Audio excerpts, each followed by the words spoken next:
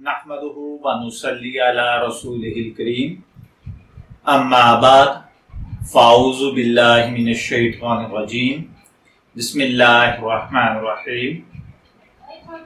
बहुत सारे भाई, बुजुर्ग, दोस्त और अजीज ये पूछते हैं कि क्या बीवी की शर्मगाह का बोसा लिया जा सकता है या नहीं।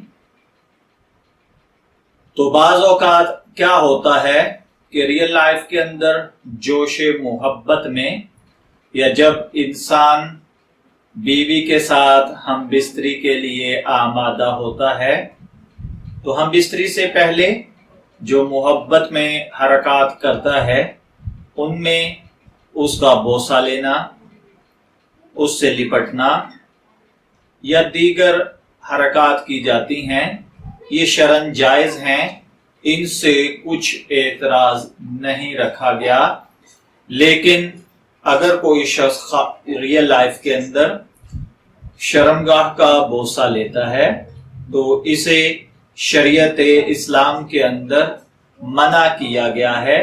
शर्मगाह को हाथ लगाया जा सकता है, बकदरे ज़रूरत देखा जा सकता है, लेकिन उसको चूमना या उसका बोसा लेना ये अक्लन अखलाकन गलत है। और ये आजकल के इस जदीद मुआशरे में इंटरनेट, फेसबुक और ब्लू मूवीज की वजह से मुसलमानों के अंदर ये चीज आम होती जा रही है।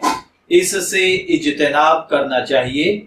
ये जानवरों का फेल है, अक्लमंदों की बात नहीं। असल हकीकी मुसलमान वही है जो अपनी तमाम ख्वाहिशात को अल्लाह रब्बुल इज्जत के अहकामात के मुताबिक ढाल ले।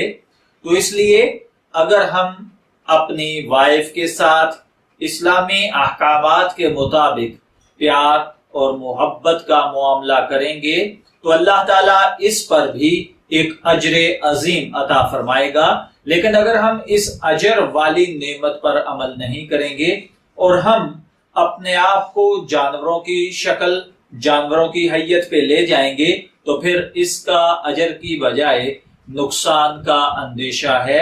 और इस पर बाज़ उलमा ने कलाम करते हुए यहाँ तक कहा है कि इससे इंसान को निसियान का मर्ज यानी याददाश्त की कमजोरी का मर्ज लाहिक हो जाता है।